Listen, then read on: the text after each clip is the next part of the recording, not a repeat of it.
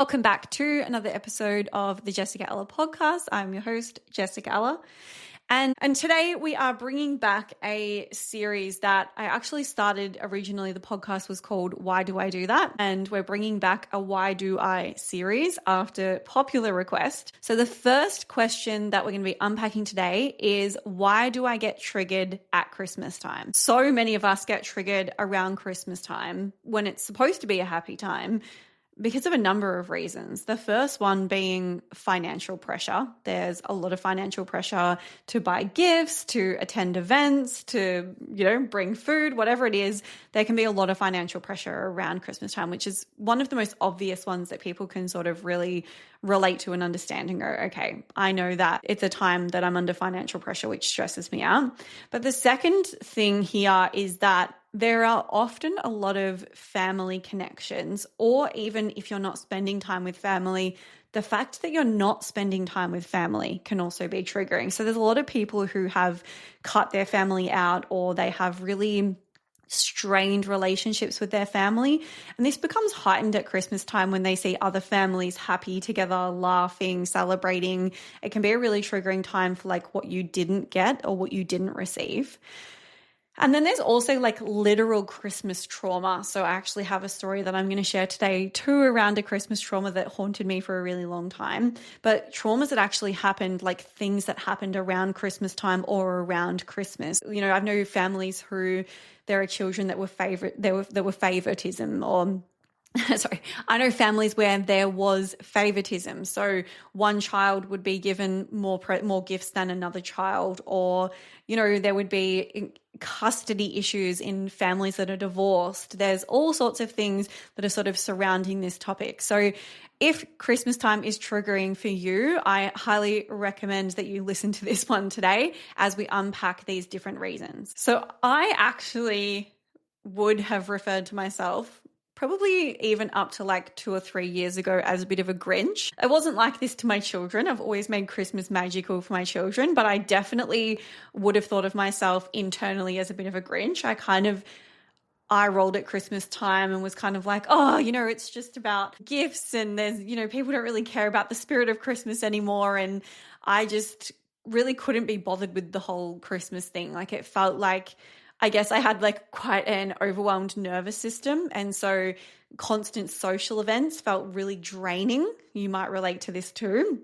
Regulating your nervous system and having a regulated nervous system is ideal for Christmas time and for lots of social events. But yeah, I definitely would have thought of myself as a bit of a Grinch. There was a moment in childhood that I kind of didn't even realize was affecting me until a couple of years ago, when it randomly came up, and it's something that I always remembered, but it randomly came up like quite emotionally one Christmas. And it was actually triggered by this song. The singer Sia has this song called Santa Visits Everyone. And it's a great song. If you haven't heard it, I highly recommend you look it up. Beautiful song. But this song's called Santa Visits Everyone. And it just triggered and brought up this memory of, I was probably 8 years old, and my father had told my mum, they were recently divorced. My father had told my mum that he was going to have us for Christmas, and he generally didn't celebrate Christmas. And so my mum was like, you can have them on Christmas Eve and Christmas morning, but like, do you have a gift for them from Santa? Because, they're going to wake up and they're going to like want a gift from Santa. And he's like, yes, I've got it. I've got it organized. Like, I want them. I'm having them. It's my night. And then when we woke up in the morning, we ran out into the lounge room and there was nothing. And my dad, being the somewhat evil person that he is, was like, Santa didn't come. I think Santa's forgotten you. He didn't come. And as a child, that was devastating, because, you think like, what have I done? What have I done wrong? Why didn't Santa visit me? And I wanted to call my mom, and like, I was only 8 years old, and I was like, why did Santa forget me? What did I do wrong? And I wanted to call my mom, and he wouldn't let me call her. He's like, no, you're not calling her. And he got really angry, and he was like, you're spoiled. You're a brat. Like, why do you even care about the gifts from Santa? And he was getting really angry and aggressive about the fact that I wanted to have a present from Santa. Anyway, my mum had organized to pick us up at lunchtime, and my mum picked us up, and I'd had the worst morning, was crying, was just really upset.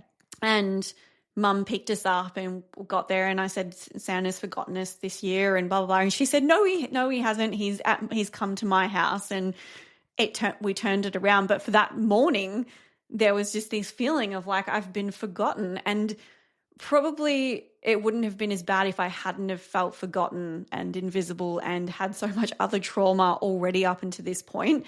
But it really reminded me of that. And when I started to think about Christmas, I'd started to feel that feeling of like I've been forgotten, and then of my dad being angry at me, and it kind of tied up into those emotions. And I shared this a couple of years ago, and a lot of other people wrote to me saying, I have Christmas trauma too. I have, an uncle that did this on Christmas Day, or an auntie that said this awful thing and was bullying me, or, people who are getting together with family that they don't normally see or only see once or twice a year. They're getting together and they're having these negative experiences. They start to almost pair it with Christmas and with the actual holiday. And obviously it's not Christmas that's the problem. It's the things that were happening at that time. But this is what our brain does. We pair information together. So for anyone that's out there that's listening thinking, I hate Christmas, I don't think you're born hating Christmas. I think that something's happened to you. And I think that there's something there that we need to unpack, because once you do heal that and move that, there is this like love-filled, exciting, joyful feeling that comes over you at Christmas time. So that was my sort of story. And I, for context, I went back into that memory and the way that I would with any Aruka session with any of my own clients. And I went back in and I told that little girl, like, your dad's just mean. And he's done this deliberately. He's told your mum that he's got something for you when he hasn't. And he's just trying to hurt you because he's hurt and he's not a nice person. And Santa didn't forget you, and let's go, and I'm going to take you to your mum's house, and she's going to be excited about Christmas, and she's going to give you hugs and love, and it's going to be a better experience. And I used a session to heal that, and since then have really enjoyed Christmas time. So that's my sort of personal take on it, is that if there is that resistance there is some healing to be done.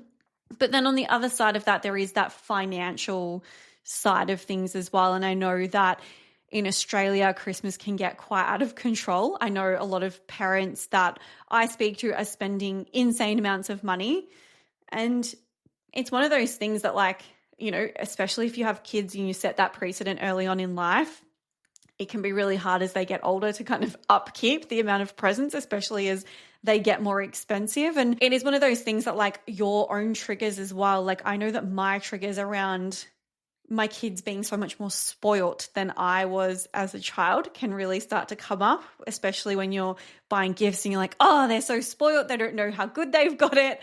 These sorts of things can come up as well. I think for the parents that are listening, it's really important as well that you take accountability for that, because your children don't become spoilt.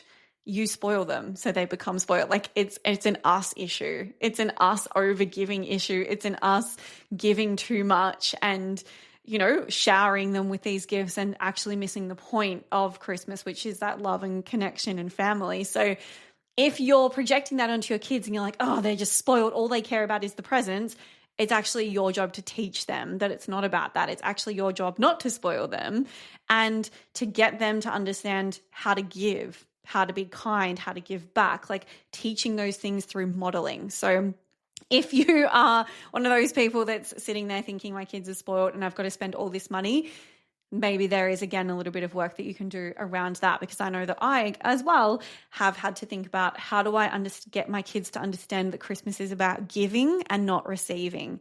It's about giving and it's about love and joy, as I said. How do I get them to feel that? And so, we've started thinking about ways that we can volunteer and bring places that we can bring them along to so that they can understand what it feels like to give as well. So these is just, some ideas around like flipping our narrative around Christmas, as well as, understanding that a lot of what we are experiencing about this holiday is our projection of what we're experiencing onto our children, our relatives, whatever. But there is that element as well of the family dynamics. This is probably the most hated. This is the big one, because not everyone might have Christmas trauma, and not everybody might be in, financial hardship, or might not even have children. But the family dynamics is really where the Christmas trauma comes into play, because there are so many situations where people have had negative experiences of abuse, of trauma, of even just those smaller T traumas, even just, as I said before, an uncle or an auntie that makes a comment on your appearance, makes comments on your weight. Oh, you've put on a bit of weight, or you've hit puberty, or whatever it is that they're saying. Those comments can make you feel really uncomfortable and sometimes ashamed or shameful. And so when you see those people that you might only see once a year, those feelings resurface. And so we always know, I think I always say to people, like, you always know who you don't want to see at Christmas. There's people that you're just like, oh, I have to see that auntie again, or that uncle, or that cousin, or like there's this resistance and this feeling of like, do they have to come? Do we have to see them this year? They're the sort of things that I would be using as information about where you need to do some deeper healing. Like, what did they say? What did they do? Why don't you want to be around them? And can we heal that? And is that, a lot of people say, like, should I just not see that person at Christmas? Should I cut people out? Should I not go to family Christmas if I get triggered every year? Well, it depends on what you want out of your relationship with your family. I have a client who, she every single year would leave Christmas in tears. She would get triggered by the conversations of the family. She would feel like they were always attacking her, and she'd end up having an argument with them and leaving Christmas in tears. But every single year she went back. And I said to her, like, why do you go back? And she said, well, if I'm not there, then they'll just talk about me, and they'll talk about the fact that I'm not there. And I was like, do you think that's a really good reason to be somewhere? It's just that that your family is going to be speaking about you. And we had to look at like the pros and cons of her putting herself through that situation, because every year it made her feel worse and worse and more distanced and separated from her family, kind of like the black sheep. And so we had to really work out, and it sounds very transactional, but it's like, what do I get out of my interactions with these people? Because at the end of the day, like, what is actually the point of spending time with people if you're not getting something from it? Like, and that does sound funny, because we like don't think of people as like getting something from them, but we do, whether it's love or connection or support, or just, a good quality conversation, or, just some form of connection. Like, there's absolutely no point in going somewhere and being somewhere that you are dreading and that you're going to leave feeling worse than when you got there. Like, if you're going to be picked on and criticized, and I know people as well who like have certain dietary requirements, such a simple thing. But when they go to Christmas, everyone's like, oh, you're vegetarian, eating your vegetarian foods, and they're criticized and picked on for their diet choices, and their family doesn't just accept them as they are. Like, if that was my family, which I use that example because I have a lot of vegetarians in my family, and I was vegetarian for a long time, but I use that example because a healthy, loving family would say, hey, Jess, these are all the vegetarian dishes here, and we've got the meat over here, so these are all the things you can eat. And they would like be excited to cater for you, and they would be excited to show you that they're including just your dietary needs. This as well, like in relation to what time of day it is, and oh, well, we're here for lunch, did you want to come for dinner? Like, people who love you are going to make you feel included and cater for you. And I think that, like, if you're experiencing situations where, I know as well, like, guilt is a really big one. Like, there's a lot of families that are like, I don't really want to go to breakfast with my partner's family and lunch with my family and dinner with this side of the family because it's such a rushed day. But I know that if I don't say to this person, if I say to this person, oh, I can't come because we've just got too much of a busy day, they're going to crack it, and they're going to get angry, and they're going to say, why aren't you coming? And they're going to guilt me and make me feel bad. And, oh, you don't love us, or like, oh, of course, oh, but you're going to his family's, your partner's family, but you're not coming to our family. And when they're guilting you and shaming you and making you feel bad for these decisions, that's not the people that you really want to be spending your time with. Anyone that's guilting and shaming you into spending time with them that's a semi-toxic relationship. And it's probably a great thing to hold a boundary with that person and say, well, you can guilt me all you want, but I'll see you next year. We'll 100% make it next year, but this year this is our plans. Like, it's a great time to practice those boundaries and to practice like what is good for you, as in how you spend your day and where you spend your day, and having a really close look at where you are drawn to. Like, who do you want to be with on that day? Who's the person or people that you couldn't imagine spending Christmas without? Like, Christmas aside, those are the people that you should be prioritizing all the time. Those are the people that you love the most, and those are the people that you value the most.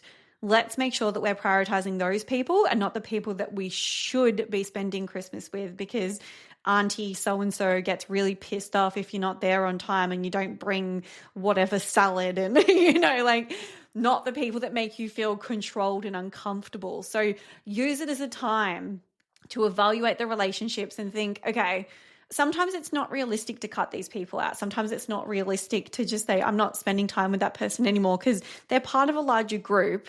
And if you can't or you don't want to remove this person, then it's up to you to change how you respond to them. Because something that my mum used to say to me all the time, which I very, very much hated, was, you can't change a person. You can only change how you react to a person. And it pissed me off greatly, because it was like, so the person just gets to be annoying and frustrating and do their bad behaviors, but I have to change how I react to them. And she was right. Unfortunately, she was right in that you actually can't change some people. They're not willing to change. Some people are, which is great. They're working on themselves, but not a lot of people are working on themselves. And so you're kind of stuck with them the way that they are for the rest of your life. What you can control is how you react to them. What you can control is how much of what they say you take on. If they're always making comments, or how you respond to them and how you react to them. So if for instance, someone's been making comments criticizing you, you're this and you're that, and like kind of putting you down in a bit of tongue-in-cheek ways, maybe, it's just a joke. I'm just making a joke. The way that you respond maybe is just by like kind of going quiet and shutting down. Your work this Christmas would be in looking at them in the eye. This is like so confronting, but looking them in the eye and saying, well, it's not funny. You should probably find funnier jokes. Or, I actually don't appreciate you making comments about my body, about my job, about my partner. I actually don't appreciate it at all, and I'd really like it if you could stop from now going forward. Thank you. Thank you. And just being really direct, friendly, you don't need to be rude, but really direct to that person, that would be so healing for you. However, the person on the other end of the spectrum who is hypersensitive, like every person makes a comment and it's not even maybe technically offensive, but you're so used to not liking spending time with your family that you're the reactive one. It's like, oh, what did you mean by that? Why did you say that? Oh, well, you did this and you did this, and you're always reactive. Your biggest healing in how you respond to people is that you're going to not say anything. Your biggest healing is that you're going to sit back and you're going to go, you know what? This Christmas, I'm not taking anything personally. And if somebody says something to me, I'm just going to say, that's a you issue. If that's what you want to talk about, if that's what you want to notice, if you want to pick on me, that's a you issue. And I'm just not even going to respond. You just smile and you don't say anything. Now, for somebody who is constantly on the attack, it's going to feel almost impossible to not say anything. It's going to feel almost impossible to hold those words in. That's your healing work. And we call this leaning into the opposite. So whatever your normal response is, if it's over the top, as in you feel like it just is impossible for you to stand up for yourself, that's where the work is. If you feel like it's impossible to keep your mouth shut and impossible not to react responsively and emotionally to people, your work is in not reacting, as in having no reaction. And it's actually kind of funny to watch when people do this healing work of leaning into the opposite, because everyone expects a certain response. And when that person who normally reacts and gets angry and yells just sits there and goes, and just smiles and doesn't say anything, everyone's like, wait, what's happening here? It's actually a really powerful position to be in when you start to show up in a different way. And what happens is over time, you find this equilibrium. The pendulum has to swing both ways before we balance out in the middle. And so what happens is the person who's shut down and quiet and cannot stand up for themselves is going to go through a period where they're standing up for themselves all the time. Like, no, you shut up and you can fuck off and you can sit down and don't speak to me like that. And eventually they're going to calm down. And then they're going to find this middle ground where when somebody says something inappropriate, they're going to say, please don't speak to me like that. And they're going to let other things slide. And they're just going to kind of find this really nice middle ground where they know when it's something that's inappropriate or it's crossed a boundary, and they'll feel fine in standing up and saying something. And then they'll know when to just leave. You know, it's not a battle that they want to fight, when they're just going to pick their battles. And same for the other person. You find this middle ground where you know how to and the thing is here, you respond, you don't react. Both of those sides are really a reaction. One being a reaction where you fawn and you shut down and you go into freeze and you close off and you can't speak up and you can't stand up for yourself. And the other one being where you go into fight and you're angry and reactive and yelling and screaming. Both of those are nervous system shutdown responses. Ideally, we want you to be in the middle. We want you to be regulated, and we want you to be able to respond to the situation, choosing how you want to respond, not just an intense reaction. So this is where the healing work and the nervous system work comes into play, because you're not fawning anymore and people pleasing and pretending like nothing's wrong and just pushing it all down, and you're not exploding. You're just going, okay, that wasn't very nice what that person just said, and I'm just going to let them know that that wasn't very nice in a very calm and direct way, and then I'm just going to move on with my day. I make it sound simple, but it's not that simple. When in the moment, when you're like literally freaking out or shutting down and shaming yourself, or having anger just coursing through your body, just wanting to yell at this person. And it takes time, but it's almost Christmas. So it's the perfect time to practice. Christmas Day and the lead up to Christmas is your perfect time to start practicing this leaning into the opposite, and this using the triggers and the people that bring out almost like the worst in you, like your shadows and all of the parts that you don't want to admit are there. Use this time. If you're going to be going to Christmas anyway, if you're not going to say no and you're not going to cut them out and you want to have your family there, you have to find a new way to react to them. You have to find a new way to exist with them, because what the fuck is the point of going to Christmas every year or family dinners every week or month if you're miserable, if you leave triggered and it's setting your healing back? Like, what is the point? You either have to use it as information to start to heal yourself and go deeper and to like move forward so that you can enjoy the family dinners and the Christmases, or just stop going. But don't go. I sound like such a bitch today, but like, don't go every month or every Christmas and then complain about how shit they are. Change how you respond or how you react, or don't go. But there's no point going and putting yourself through it over and over again and not using it as information for healing. A regulated Christmas. Let's talk about what that looks like. A regulated Christmas is, there's always going to be a level of like rushing around, like making the salad for this lunch and for that dinner and getting from, point A to point B. And like I said, the financial stress and gifts and who have I got to buy for and, all of those things. So there's always that little bit more pressure. But a regulated Christmas to me is excitement. It's like, I can't wait to see these people. I can't wait to give my mum and sister and brother a hug, and I can't wait to, make memories with them. There's an excitement about the memories that you get to make with these people that you love, and there is a calmness in your nervous system.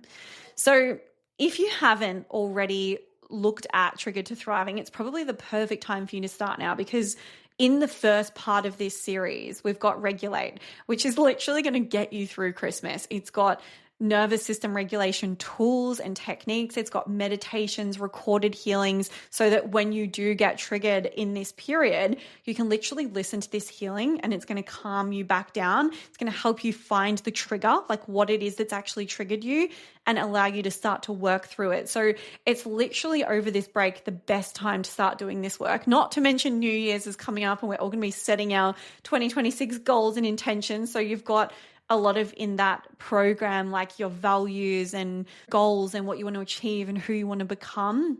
That's later on in the course. But for right now, for Christmas time, the first part of Trigger to Thriving series Regulate is just going to be absolutely perfect. So if you're sitting there thinking, I don't know how to like lean into the opposite and how to find my triggers and how to regulate my nervous system, that's literally all in there. That's all a part of it. So that is there for you. It's $15 a week. You can pay it off $15 a week over 12 months, or you can pay it upfront $780. So it's not a huge investment right now, especially at Christmas, to pop that $15 a week aside and actually start healing through some of this deeper Christmas trauma and Christmas wounds and Christmas stress that's coming up. I wanted to just say thank you and for listening to this episode. Thank you for those of you who've been listening all year. Merry Christmas. I hope it is a happy one. I hope it's a bright one. I hope it's filled with love and connection and joy and your family and just so many positive, happy memories. And as I said, that healing work is there for you if you need it. And I will be seeing you all in the next episode where we're going to kind of get a little bit into the new year, getting ready for the new year. So thanks again for listening. Make sure you like this episode, comment on this episode, subscribe if you haven't already, and I'll see you next time.